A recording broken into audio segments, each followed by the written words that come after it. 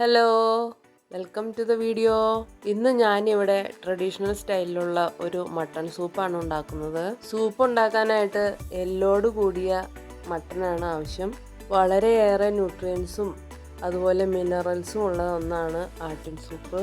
കൊച്ചു കുട്ടികൾക്ക് മുതൽ വയസ്സായവർക്ക് വരെ കഴിക്കാൻ പറ്റിയ ഒന്നാണ് ആട്ടിൻ സൂപ്പ്. ദഹിക്കാൻ വളരെ എളുപ്പമായതുകൊണ്ടാണ് ഇത് ആർക്കും കഴിക്കാമെന്ന് പറഞ്ഞത്. നമ്മുടെ ആരോഗ്യം വീണ്ടെടുക്കാനൊക്കെ വളരെ നല്ലതാണ് ആട്ടിൻ സൂപ്പ്. നമുക്ക് വീഡിയോയിലേക്ക് പോവാം. ഞാനിപ്പോൾ ആടിൻ്റെ കാലിലെ എല്ലാണ് എടുത്തിരിക്കുന്നത്. അത് 1 കിലോയോളം വരും. അതൊന്ന് കഴുകി വൃത്തിയാക്കി ഇതുപോലെ എടുത്ത് വയ്ക്കാം. ഇനി അത് ഞാനൊരു 5 ലിറ്ററിൻ്റെ പ്രഷർ കുക്കറിലേക്ക് ഇട്ട് കൊടുക്കുന്നുണ്ട്. ഇതുണ്ടാക്കുമ്പോൾ കൂടുതലും എല്ലാണ് വേണ്ടത്. എല്ലിലെ മജ്ജയൊക്കെയാണ് നമുക്ക് ആവശ്യം.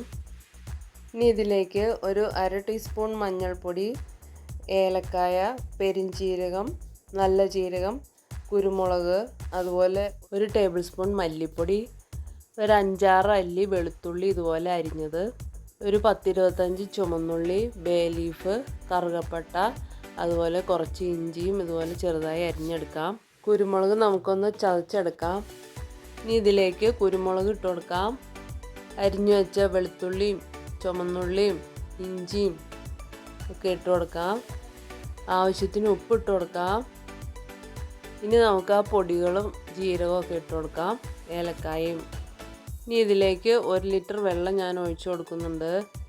അപ്പോൾ അതിന് വേണ്ടിയിട്ടാണ് ഒരു 5 ലിറ്ററിൻ്റെ കുക്കർ വേണമെന്ന് പറഞ്ഞത്.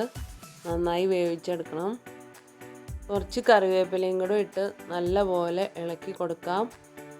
ഇതിപ്പം വേവിച്ച് കഴിയുമ്പോൾ കുറച്ചുകൂടി വെള്ളം ഉണ്ടാവും. ആ എല്ലിനകത്തും ഇറച്ചിക്കകത്തൊക്കെ ഉള്ള വെള്ളം കൂടി ഉണ്ടാവും കൂടുതലായിട്ട്.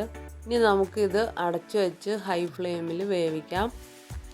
ഒരു വിസിൽ വന്നു കഴിയുമ്പോൾ നമുക്ക് ലോ ഫ്ലെയിമിലിട്ട് വേവിക്കാം കേട്ടോ. ഇപ്പോൾ ഇതാ ഒരു വിസിൽ വരാറായി.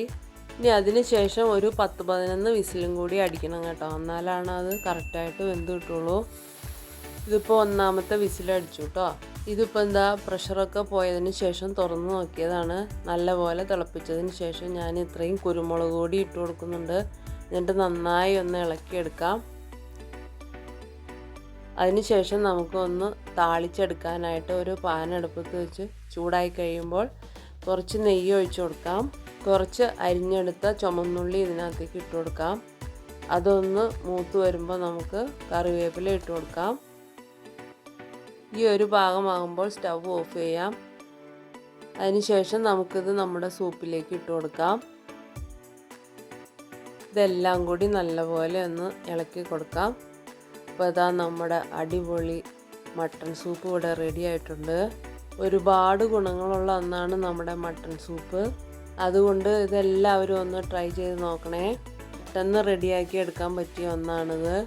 നമുക്ക് എന്തെങ്കിലും അസുഖങ്ങളൊക്കെ വന്നിട്ട് നമ്മുടെ ആരോഗ്യമൊക്കെ നഷ്ടപ്പെട്ട് കഴിഞ്ഞെങ്കിൽ ഈ അസുഖമെല്ലാം മാറിയതിന് ശേഷം ഇതുപോലെ ഒരു സൂപ്പ് ഉണ്ടാക്കി കഴിക്കുന്നത് നമ്മുടെ ആരോഗ്യം വീണ്ടെടുക്കുന്നതിന് വളരെ നല്ലതായിരിക്കും.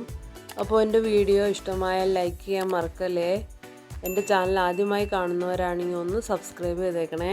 നല്ലൊരു വീഡിയോയുമായി വീണ്ടും കാണാം. അതുവരേക്കും ബൈ.